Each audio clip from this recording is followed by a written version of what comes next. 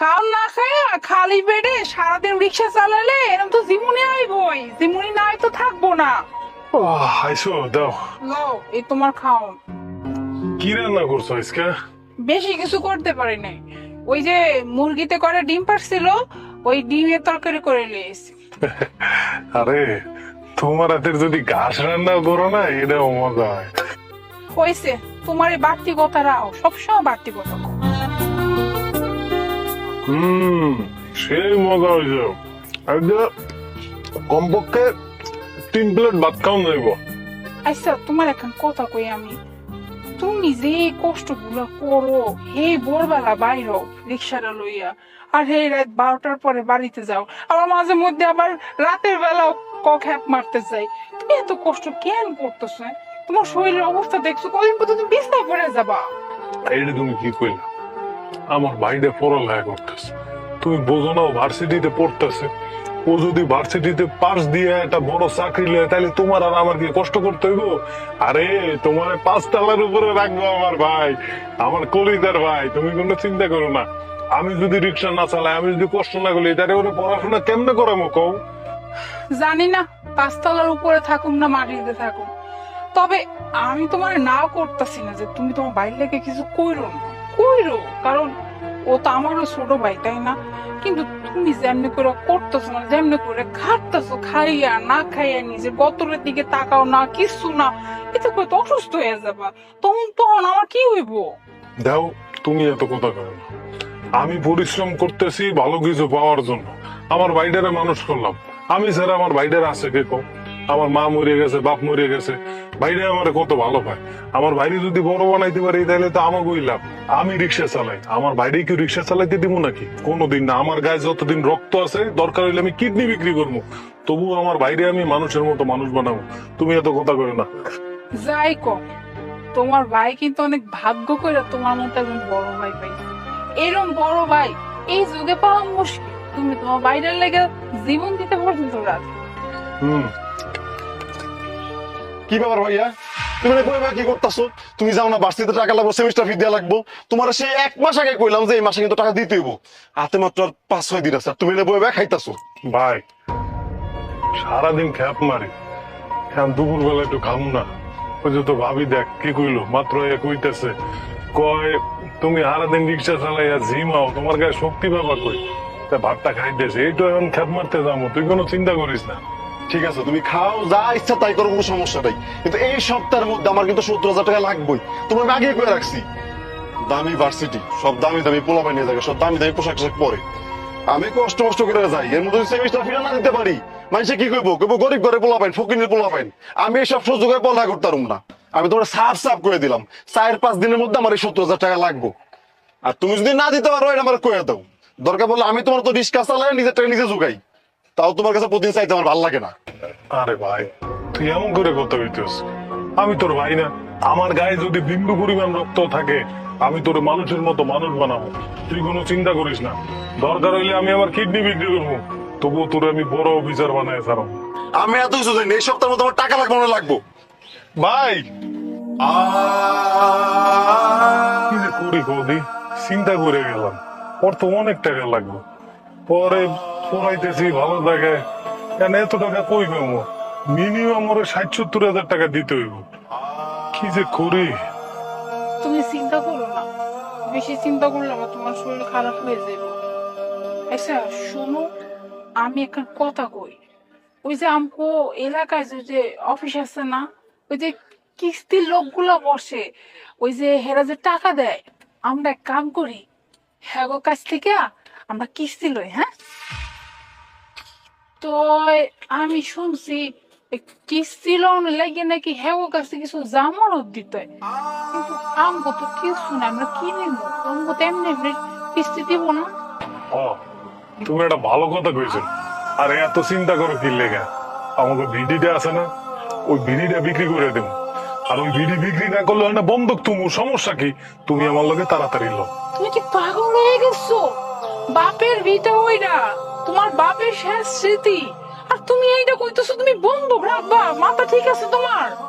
আহা, তুমি এমন করতেছো? আমার ভাই যদি চাকরি করে তোমারে রাজরানী বানায় রাখবো। এত কথা কইও না তো, তুমি এখন তাড়াতাড়ি রিক্সায় ওঠো, ওই কিস্তির অফিসে যায় কথা কয়ে দেখি আমার জমিটা বন্ধক থেকে এর কাছে দিয়ে টাকা আনন্দ যায় কিনা। তাড়াতাড়ি ওঠো। চলো।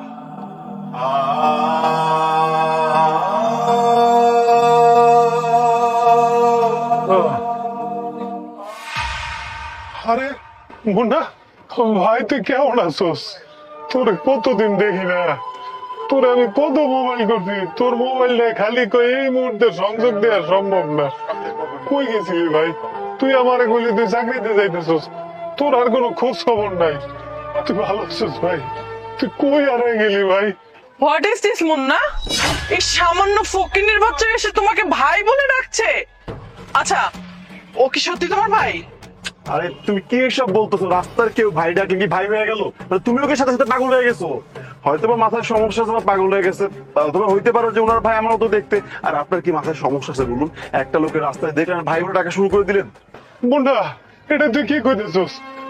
আমি আমার রক্তবিন্দু দিয়ে তোর পড়াশোনা করাইছি, আমি আমার বাড়ি ঘর সবকিছু হারাইছি, ভিড়িটা পর্যন্ত বন্ধ রেখে তোরে পড়ালেখা করেছি, আর তুই আর আমার চিনস না ভাই? এটা তুই কি কইতেছস ভাই?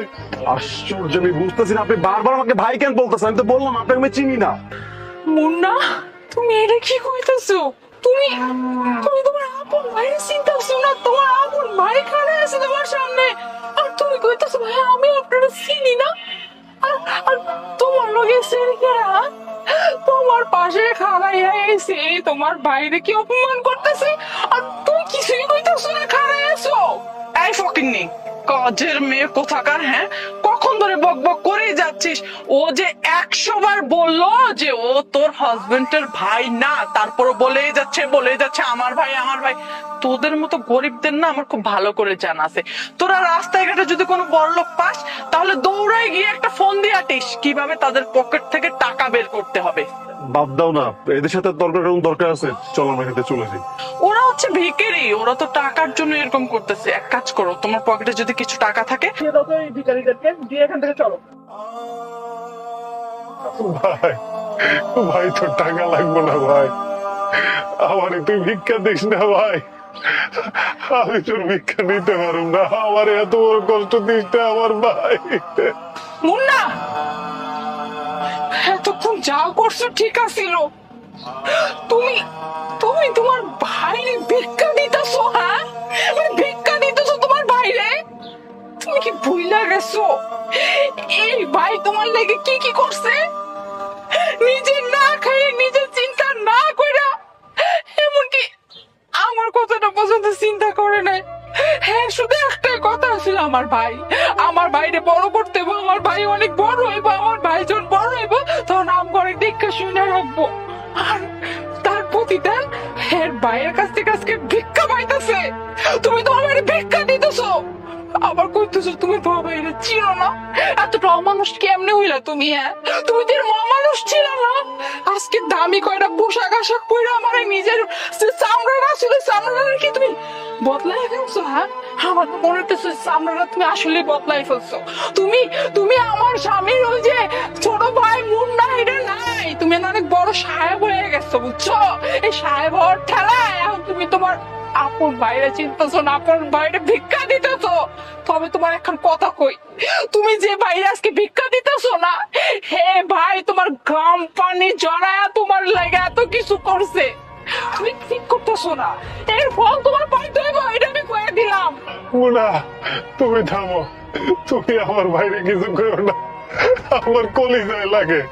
ভাই ভাই, আমি তোর কাছে জায়গা জমি টাকা পয়সা কিছু চাই না, কোনো কিছুর দাবি নেই, আমি তোর কাছে যাবো না ভাই।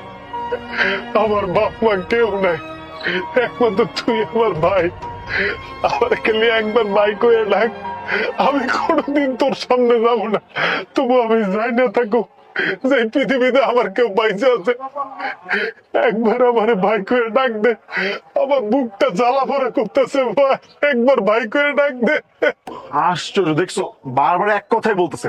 আচ্ছা ঠিক আছে, আপনাকে যেহেতু ভাই ডাকতে হবে আমি ভাই ডাকছি, কিন্তু আপনাকে কিন্তু সত্যি আমি চিনি না। ভাই বললাম, হয়েছে এবার? এই চলো। আমার ভাই, আমার ভাই আমারে অস্বীকার করলো।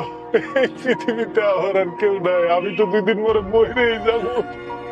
সুলতান, এই কথা মুখে মাইরো না।